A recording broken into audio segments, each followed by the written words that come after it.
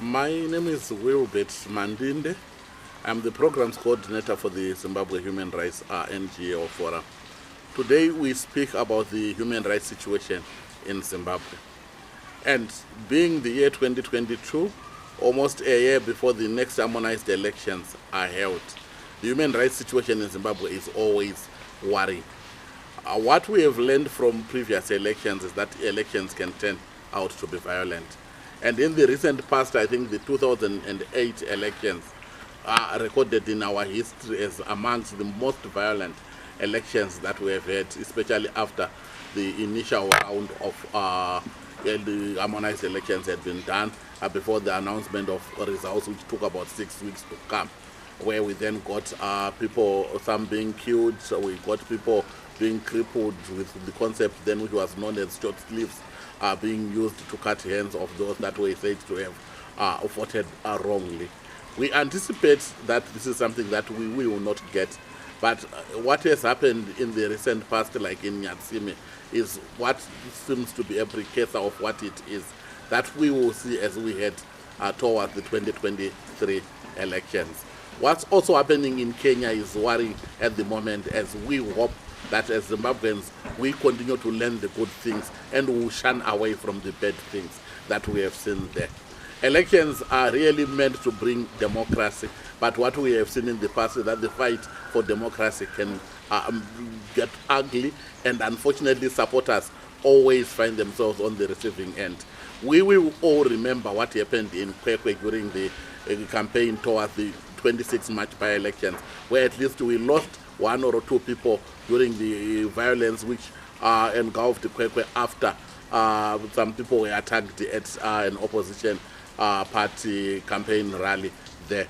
So as we work towards 2023 organized harmonized elections that we will have, we also look forward to ways in which we can enhance peace in Zimbabwe. But whilst we do the same, we are worried about those that continue to languish in remand prison, especially the crew from Nyatsime. And my colleague here, Nobo, will be able to talk more insofar as those issues are concerned. Thank you, Advocate. My name is Nobo Chinano. I'm a lawyer at Zimbabwe Human Rights NGO Forum.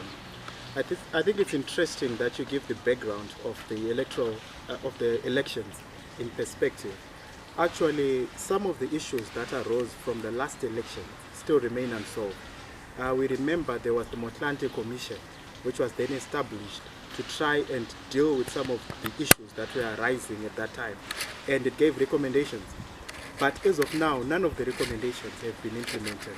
And most important among them was that there should be some healing and cohesive mechanism to be established in terms of which people can get redress and compensation for the wrongs that are done to them. But even up to now, as we head to another election, none of those recommendations have been followed up. It's worrying, obviously, because it almost seems like it was just a window dressing mechanism with no real implications on change and on a better and improved electoral playing field. It's also interesting you speak of the Nyatsime arrests. So with the Nyatsime, it's quite a peculiar situation because we see people being arrested randomly, actually, and mostly from the Triple C political party, who actually had very plausible explanations of what, and they can actually account, most of them, for what they were doing that day. But you'll find the arrests have been sporadic, and as of now, it's only on the concentration on accused persons from a certain other political party and none from other political parties. And we see, obviously, bias in the manner of policing, and further, even apart from the arrests and the detentions that ensued, none of them have been granted bail by the Magistrates Court or by the High Court. Normally, especially in relation to the Job and Godfrey Stole cases, you find they were denied by both the Magistrates Court and the High Court. Formerly, it was almost always that, when you get denied bail by the Magistrates Court, it was almost a certainty that the High Court would then put a stop to any further detention. Being a higher court, obviously with higher capacity to actually understand the issues. But I think this has changed. As we say, even the High Court itself is now denying bail to some of the to Job Sikala and Godfrey Stole. I think obviously this is worrying. Some of the reasons that have been put up, quite honestly, from a legal perspective, would not be enough to justify the denial of bail, including that you are a flight risk, and that submission being said to people who actually willingly surrendered themselves to the police when they heard that the police were doing investigations. And three actually of the accused persons, Precious Jeche, Odias Makoma, and Nishek Kuj, were actually had their homes actually demolished during the skirmishes that happened in Yatsime. And when they went to report the matters to the police, then they were turned into the accused persons of their very own case. So this is definitely worrying. We hope definitely that certainly legal sense may actually come to pass and they are released forthwith. Otherwise, it's a very sad situation that they have to spend this much time in detention when the Constitution is actually very clear that this is a right, and that anyone who is arrested in connection with any allegation has to be presumed to be innocent until they're actually proven guilty. Okay, my name is Ndudza Imendes. I'm a human rights lawyer specializing mainly on transitional justice issues in Zimbabwe. As already alluded to by my colleagues who have spoken earlier, the human rights situation in Zimbabwe continues to deteriorate. In particular, I'm going to talk about the freedom that we were given and guaranteed by the Constitution, which are the freedoms of assembly and association. As we're heading towards the elections next year in 2023, we are worried on the selective application of the law that has been happening in accordance to the freedoms that I've mentioned earlier.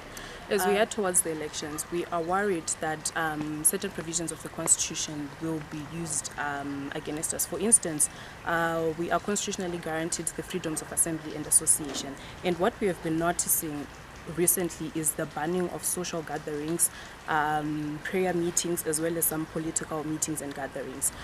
This goes against international and regional principles, which states that people are supposed to assemble, and it can only be limited if it is legal, fair, reasonable, necessary, and proportionate. But in these instances, we have seen that it is being selectively applied to certain organizations or certain gatherings, which goes against what the Constitution guarantees for us. And we are worried if political parties will be allowed to do their political rallies as well as campaigns. And we are hoping that the government, through the Maintenance of Peace and Order Act, do not continue to restrict. As we head towards the elections, we would like to see a situation in which everyone here in Zimbabwe is able to enjoy their constitutionally guaranteed freedoms to association and assembly, as this is in line with good governance and a democratic society, which we believe that Zimbabwe is. The civil society remains very important for the simple reason that civil society is there to monitor and document and try to get redress for victims of human rights violations. This basically is what us in civil society have been doing. Other things that we have done is to offer representation to those that are arrested in the exercise of their constitutionally guaranteed rights. We also think we exercise an oversight role over some of the human rights issues, where we are able to raise the issues with government, speak to government, and hope that the government accepts the issues that would have taken. As civil society, we always raise these issues from a perspective in which we are sure we have verified the issues that we speak to.